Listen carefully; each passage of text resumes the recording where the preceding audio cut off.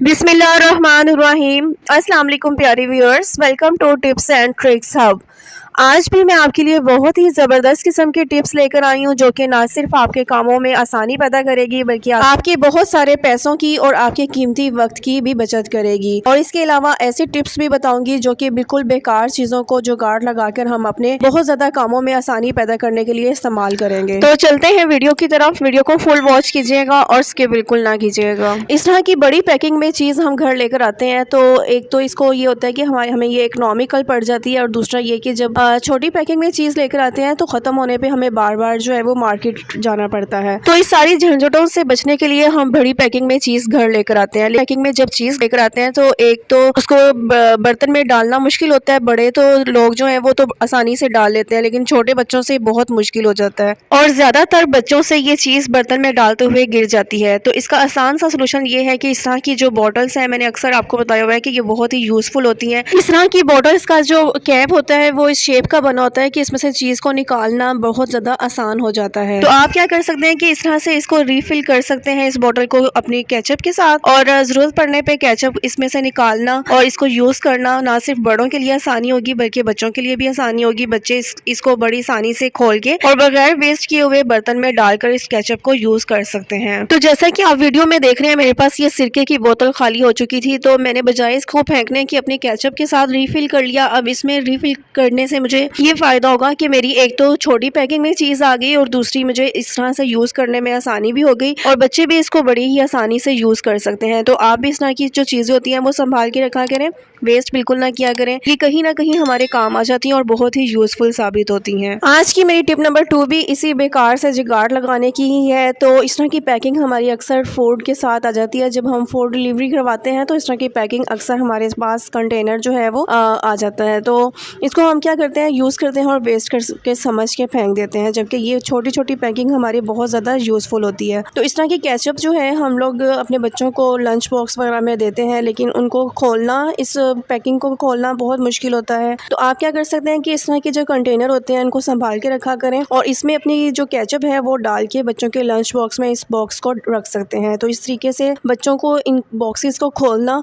और यूज़ करना बहुत ज़्यादा आसान हो जाएगा और बगैर वेस्ट किए हुए वो केचप को यूज़ कर सकते हैं आसानी से। इस तरह की चॉकलेट स्प्रेड या जैम वाली बॉटल्स जब हम घर लेके आते हैं तो इनको खोलना कभी कभी बहुत ज़्यादा मुश्किल हो जाता है। तो होता क्या है कि फूड को प्रिजर्व करने के लिए बहुत सारी चीज़ें इस फूड में शामिल की जाती हैं, तो जिसकी वजह से इस कंटेनर के अंदर काफ़ी ज़्यादा एयर जो है वो प्रोड्यूस हो जाती है। और जब हम इन बॉटल्स को खोलने लगते हैं तो एयर जो प्रोड्यूस हुई होती है उसकी वजह से अंदर जो है वो प्रेशर होता है और हमारी बॉटल जो है वो खुल नहीं पाती। तो उसका आसान तरीन ये हल है कि आप नीम गर्म पानी किसी बर्तन में लें और इस बॉटल को उल्टा, जिस तरह से मैं आपको वीडियो में शो कर रही हूँ, रख दें। आपने 30 सेकंड के लिए इस तरह से रखना है और उसके बाद जब आप बॉटल का कैप खोलेंगे तो बड़ी आसानी से ये कैप जो है वो खुल जाएगा। सुबह का टाइम हो और बच्चों को स्कूल से देर हो रही हो तो पानी गर्म करना भी झंझट लगता है, तो उससे भी आसान मैं आपको टिप बताऊंगी इस कैप को खोलने के लिए।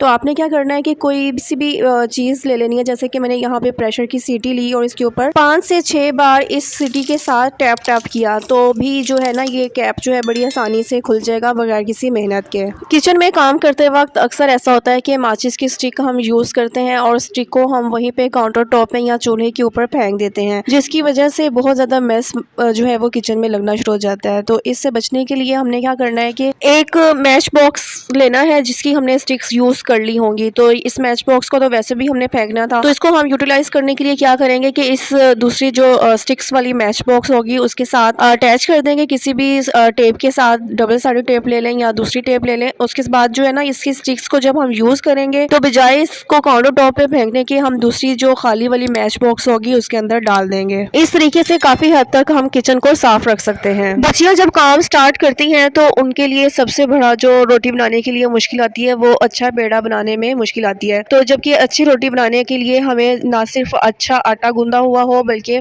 ये जो रोटी बनाने के लिए हम पेड़ा बनाते हैं ये भी अच्छा बनना चाहिए। तो आज मैं आपको टिप बताऊंगी कि आप एक ग्लास की मदद से बहुत आसानी से कैसे बहुत अच्छा सा पेड़ा बना सकती हैं। तो आपने जितने आटे का पेड़ा बनाना है वो ले लें और ग्लास ले लें और राउंड शेप का ग्लास होना चाहिए। तो इस तरीके से आप जब राउंड करेंगे 2 से 3 मिनट के अंदर अंदर आपका पेड़ा बहुत ही अच्छा सा बन जाएगा। ये टिप उन लोगों के लिए नहीं है जो कि एक्सपर्ट हैं और वो तो बड़ी आसानी से पेड़ा बना सकती हैं, बल्कि ये टिप उन बच्चियों के लिए है जिन्होंने काम स्टार्ट किया है और उनको अच्छा पेड़ा नहीं बनाना आता है। तो इस तरीके से आप बगैर किसी मुश्किल के बहुत ही अच्छा सा पेड़ा बना सकती हैं। घर की क्लीनिंग के लिए हम कोशिश करते हैं कि ऐसे ऐसे तरीके अडॉप्ट करें कि हमें काम करना भी आसान हो जाए और हमारी क्लीनिंग भी अच्छी सी हो जाए। तो इसके लिए हम अक्सर बाजार से बहुत सारे महंगे महंगे मॉप भी खरीद कर लेके आते हैं। तो आज मैं आपको ऐसा तरीका बताऊंगी, ना तो आपको महंगे तरीन मॉप खरीदने की जरूरत पड़ेगी, बल्कि घर में पड़े हुए पुराने वाइपर और पुराने किसी टॉवल को ले लें और उसको वाइपर के ऊपर चढ़ा लें। लेकिन इस तरीके से ये होता है कि हमारा अक्सर जो टॉवल है वो निकल जाता है